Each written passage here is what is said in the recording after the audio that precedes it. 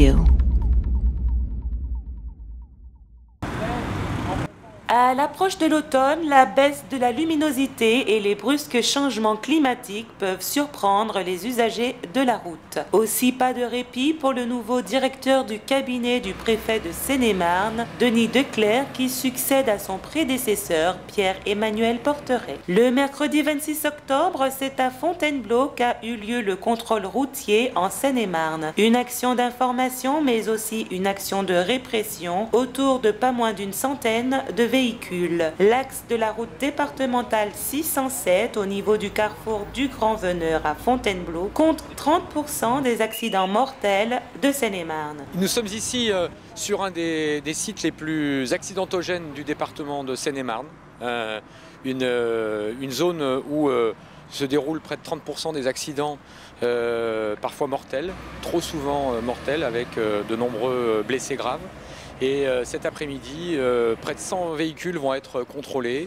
C'est à la fois une action d'information des conducteurs, de prévention des conduites à risque, mais aussi c'est une action de répression pour les personnes qui seraient en infraction liée à la conduite sous l'emprise de l'alcool ou tout simplement au défaut de contrôle du véhicule. La sécurité routière, l'affaire de tous, alors automobilistes, adaptez votre vitesse à la visibilité et faites attention aux chaussées glissantes et aux traversées de gibier. Vérifiez l'éclairage de votre véhicule afin de bien voir et d'être bien vu. Et quant à vous, piétons, optez pour des vêtements clairs ou mieux encore, adoptez les bandes réfléchissantes. Gageons que cet hiver 2016, les usagers seine-et-marnais choisissent la vie.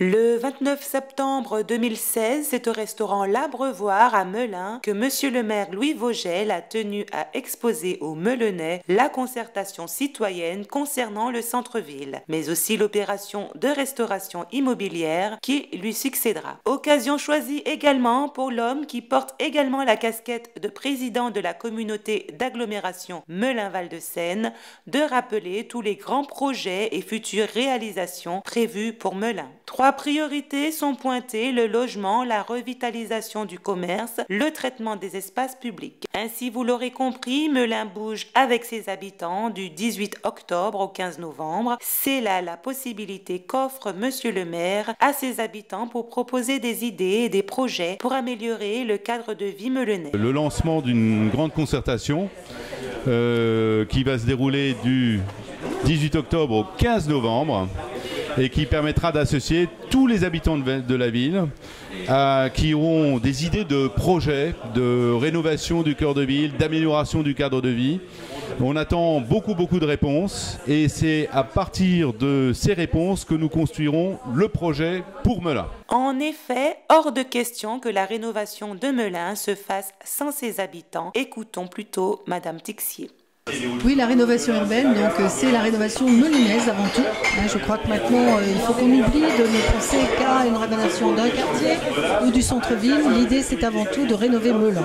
En effet, le plan de communication fait son petit bonhomme de chemin et il est certain que les grandes lignes sont déjà bien intégrées tant par la presse que par les administrés. Le dispositif qui a été mis en œuvre à la demande de M. Vogel, c'est un dispositif qui va permettre d'aller à la fois à la rencontre des habitants grâce à un bus des projets qui va leur permettre d'accéder sur Internet à un site des projets de la ville de Melun et qui va leur permettre également de participer à des réunions publiques. Donc c'est vraiment un dispositif qui a été mis en œuvre à sa demande pour que les Melunais puissent s'exprimer du 18 octobre au 15 novembre. À l'issue de cela, les habitants auront le privilège peut-être de choisir le parcours du prochain Thézène ou encore les couleurs de peinture du prochain Santé-Paul.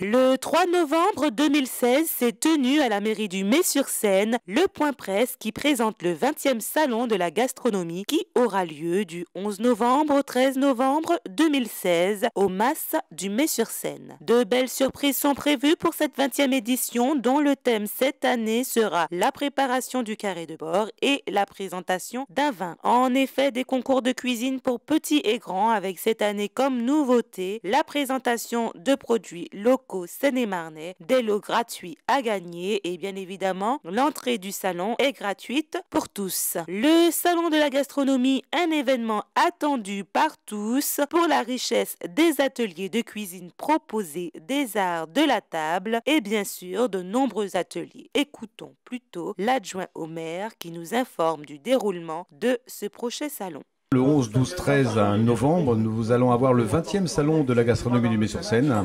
Déjà 20 ans que ce salon existe. C'est un grand salon, un salon dynamique, un salon gastronome avant toute chose. Et cette année, de belles surprises attendent les visiteurs. Nous allons avoir un concours de cuisine en binôme, où il y aura le samedi 12, où il y aura un cuisinier et un serveur.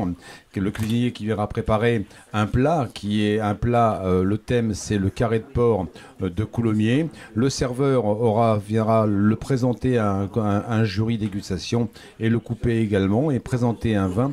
Et le dimanche, nous aurons le concours de dessert réservé aux enfants des écoles CM1, CM2 du Mets-sur-Seine. Mais avec cette année une différence, les enfants prépareront leur dessert devant le public.